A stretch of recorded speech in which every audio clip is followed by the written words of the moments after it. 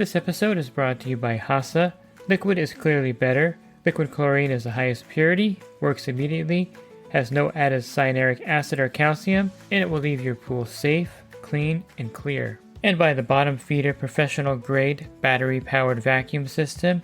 It sucks to clean pools, so cleaning pools sucks less. Get $100 off with code DVB100. This episode is brought to you by Skimmer, the #1 pool service software in North America. With Skimmer, you can streamline your schedule, grow your revenue, and keep your customers coming back with 5-star service. Whether you're a one-person operation or an established team, Skimmer is your partner in success. Visit getskimmer.com/poolguy to try Skimmer for free for 30 days. The Pool Guy Podcast Show. The Pool Guy Podcast Show. The Pool Guy Podcast Show.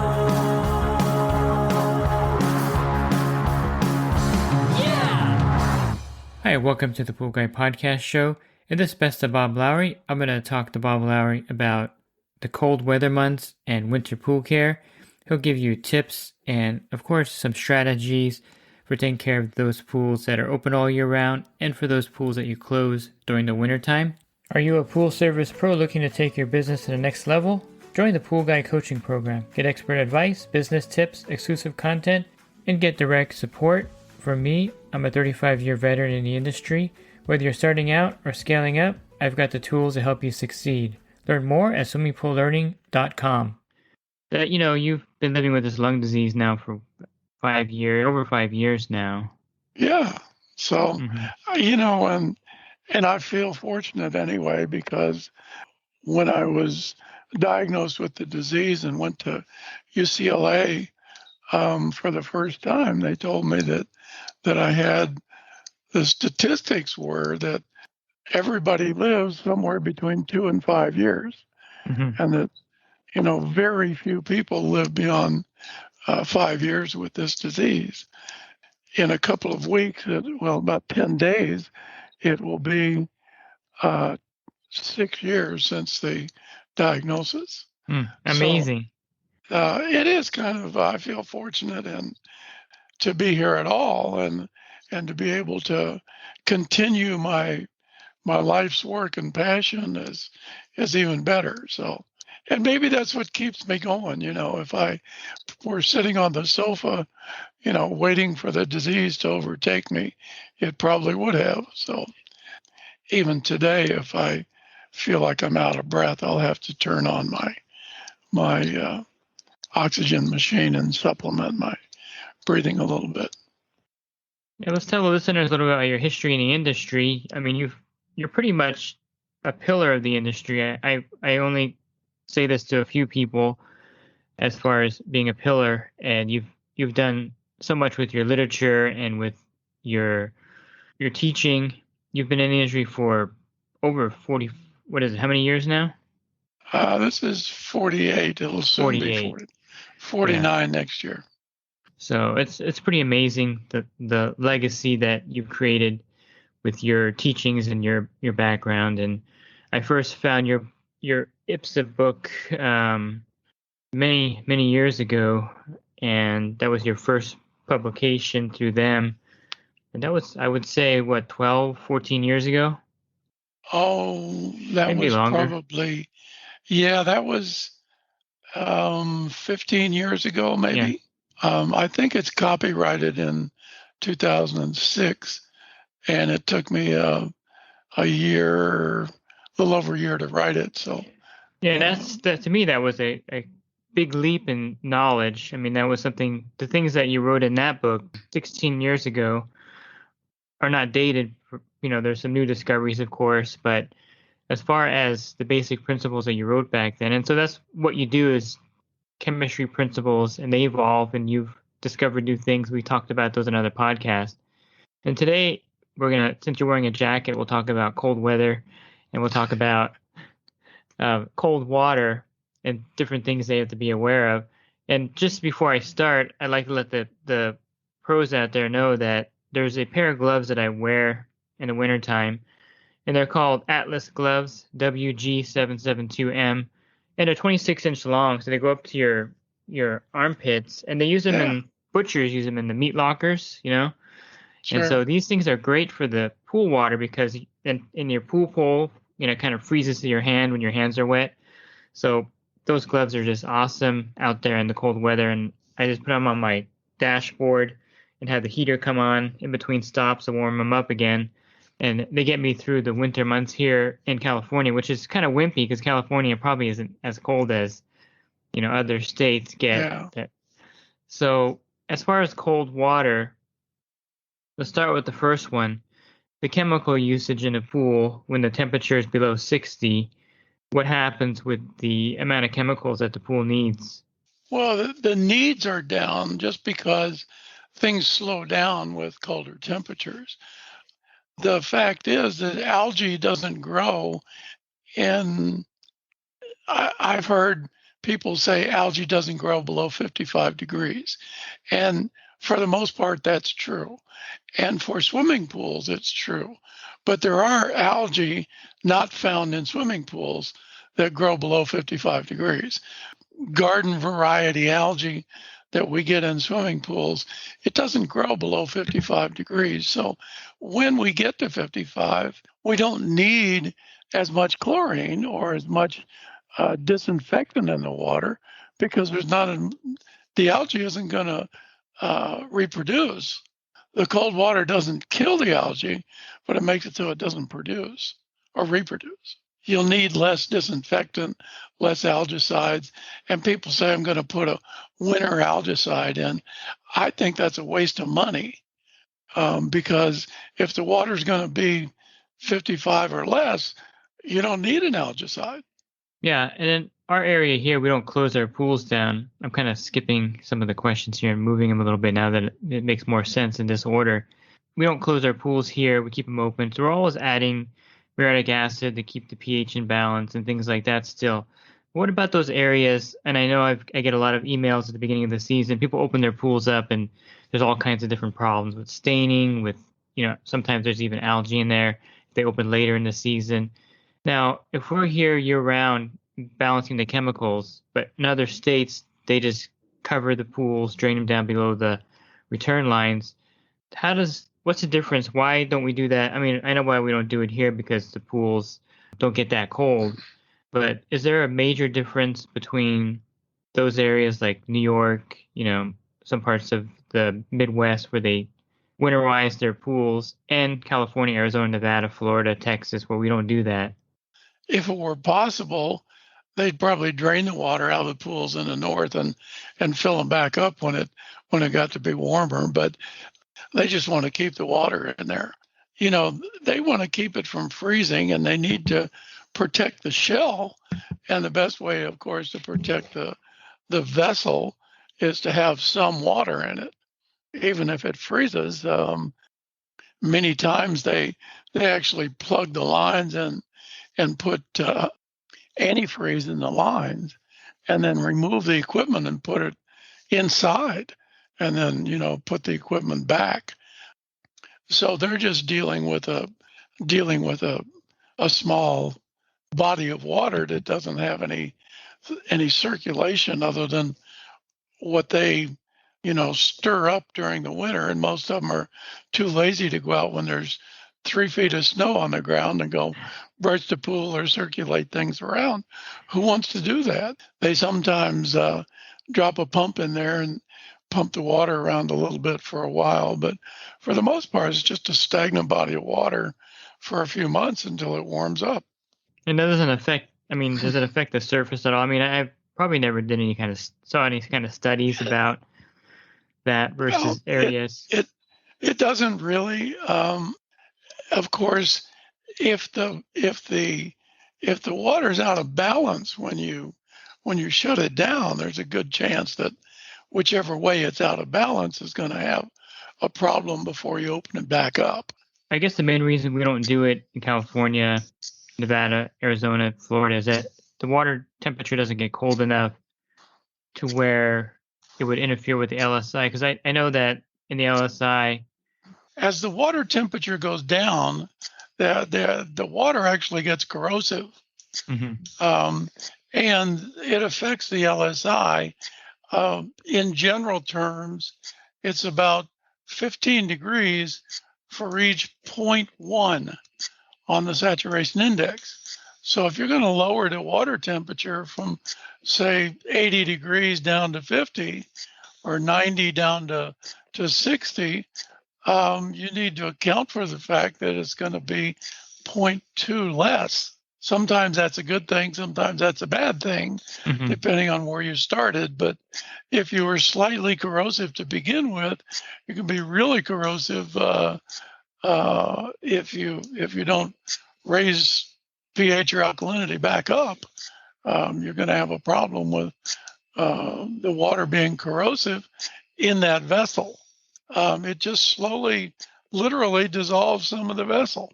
Yeah, so it's important to keep the water balance even in the winter when you have the pool open. I know a lot of people figure, hey, it's cold out there, I'm not going to even bother with much, but that's not the case. What about a saltwater generator? I know that most of the cells won't produce after a certain temperature. Is that correct? Right. Yeah, most of them, I think it's about 60 degrees. It might be 55. But once you get the water temperature that low, you can't use electrolysis very well to make chlorine. So they're pretty useless once you get below about 60 degrees. They're pretty well useless. And you don't need all that chlorine anyway that it would produce in any way, because as we said at the beginning, the chemical usage is really low. So it's really not a deal breaker if you were going with a salt generator. Yeah, the only thing that you may want to do is maybe even remove the chlorine generator if you can. Depending on how it's plumbed, you may be able to take it out and store it someplace so that it just doesn't have water sitting in it for months on end with no, because I'm sure there's still a little leak of electricity in there anyway. You know, it may be only a small amount, but there is a leak of electricity, and you know you're going to wear the cell out even more if you leave it plugged in. So what I do with mine is I have an extra cell that's no good, and I swap it out with the good one in the winter, and I turn my system off, and that way the good cell hopefully will last longer. I just started doing this because one of my cells died earlier than I expected. And I suspect it's because I left it in there all winter without removing it, even if it wasn't producing. And another thing that a lot of people will do in the winter is they'll tell the pool guy, well, since the water is cold, I don't need to circulate the pool much, so let's have it run 2 hours a day. Now, is there any logic behind something like that? My bottom line advice is either don't run it at all or run it for a turnover.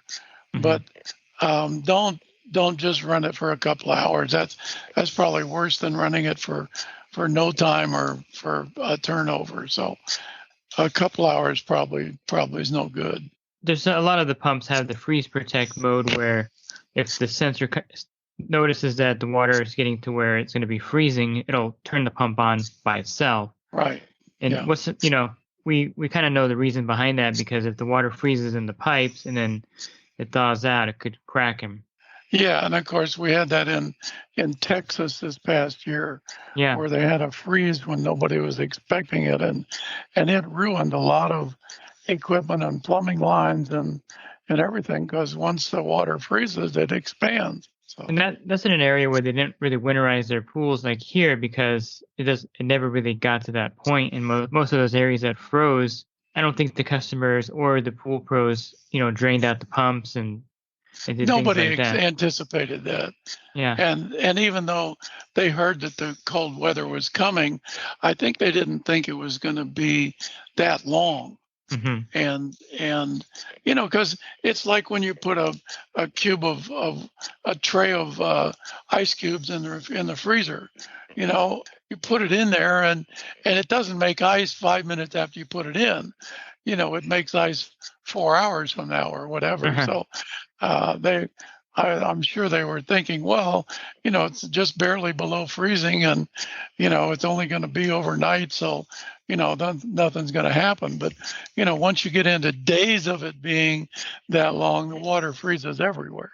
Yeah. So, and I think the power loss didn't help either, because then the systems that had the freeze protect shut down.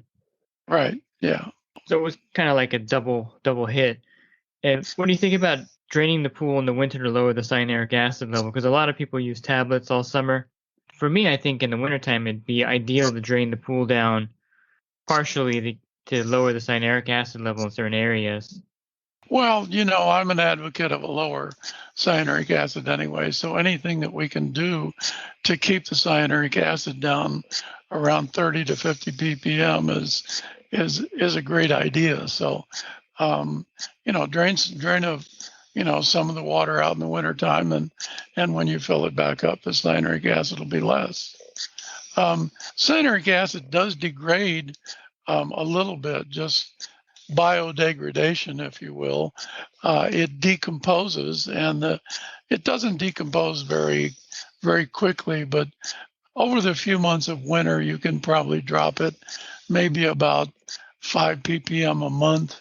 It will drop just due to degradation. Mm-hmm. And also there, with the chlorine level low, you may get some bacteria in the pool. And we have had pools that during the wintertime have a significant loss of cyanuric acid. And for a while, we didn't understand that, but there is a certain type of bacteria that like to eat cyanuric acid. And it's not too common, but sometimes it happens that it gets in the pool. And during the wintertime, since there's a low chlorine level, the cyanuric acid level drops down to zero because it's food for the bacteria. I wonder if that's the same bacteria they use in the bioactive cyanuric It reducer. could be, but the bioactive is an engineered bacteria along with an enzyme. Mm-hmm. And the enzyme makes it go faster. It's a catalyst. And so the enzyme makes it go faster. But we've had pools where people say, I opened my pool and my cyanuric acid level was zero. It is possible, and it is possible if the right bacteria gets in the pool. That's interesting. And so basically in the winter, when it gets cold, either you're in the area where you would winterize the pools, or you're in the area where you would just keep them open and try to keep the water balanced. And there's some areas that are kind of in between, because I've gotten people that say they're in parts of Georgia and some neighbors close their pools, others don't. And so there is that gray area in some areas where you can keep them open or you can close them. Yeah, there are. And I don't know what parallel it might be north of, but you're right. Once you get kind of above the pool belt of the U.S., there's an area where you close it or you don't. You flip a coin. And I guess the only harm of not closing it would be that freeze damage. If you do get that freezing weather and you're not running the pump. Yeah, you run that risk. I lived in North Georgia, which was where I lived was up in the mountains, and it wasn't actually too far from Tennessee. Some people tried to run their pools year round, and just from year to year with the different weather, one year it would be okay, the next year it wouldn't be. So it was kind of a hit or miss type of thing anyway in those areas. Yeah, and I think for most of the people that are in the Sun Belt, California, Arizona, Nevada, Texas, Florida, once in a while we'll get a customer that says, hey, can I close my pool and cover it for the winter? And we try to explain to them that it doesn't get quite that cold to do something like that, for 5 months to have it covered. Can't really do that. It's probably better to run it. Water that sits for a long time like that, unless you are in a freezing condition, it just ends up causing problems. You know yourself, if you've seen a clear vessel that you've had water in and let it evaporate down to where you've got a few inches off, it kind of stains the glass, or it stains the cup or whatever, and it's difficult to even wash it. It doesn't come off very well, and it usually end up using some vinegar or something trying to get the glass clear again. Same thing happens in your pool. You get that ring around the top, and as more and more water evaporates and the level gets lower, you get that ring. Mm-hmm. And it may cause a permanent stain on some plaster pools. Yeah, and I guess another selling point would be the fact that the cold water can make the water corrosive. And so as a pool tech, you have to balance that water even in the wintertime. So those are all good points for the pool pro when if they run to a customer that wants them to winterize a pool in an area where it's not typically done. And probably the easiest thing to do is just throw in some bicarb and get the alkalinity up a little bit. Mm-hmm. So it's probably better to do that. And that's in areas like my area, a lot of the pool companies actually recover a lot of their chemical costs in the wintertime, because in the summertime, well, this year, we're going to talk about that in a minute, but this year the chemical cost is extremely high. And so in the winter, when you're not adding a lot of chemicals to the customer's pool, you're kind of recouping. Yes.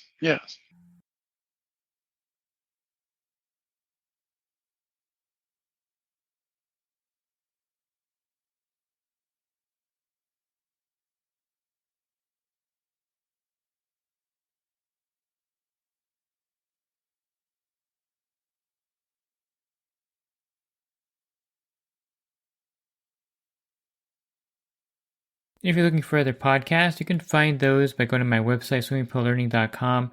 On my website, I have a podcast icon at the top. Click on that, and there'll be a menu of over 1,800 podcasts to choose from. And if you're interested in the coaching program that I offer, you can learn more at poolguidecoaching.com. Thanks for listening to this podcast. Have a rest of your week, and God bless. This episode is brought to you by HASA, providing products that deliver clean, healthy water for every aspect of everyday life. The bottom feeder battery-powered vacuum system, portable, powerful, and only weighs 12 pounds. And Skimmer. Get Skimmer, America's #1 pool service software. Podcast listeners can try Skimmer for free at getskimmer.com/poolguy.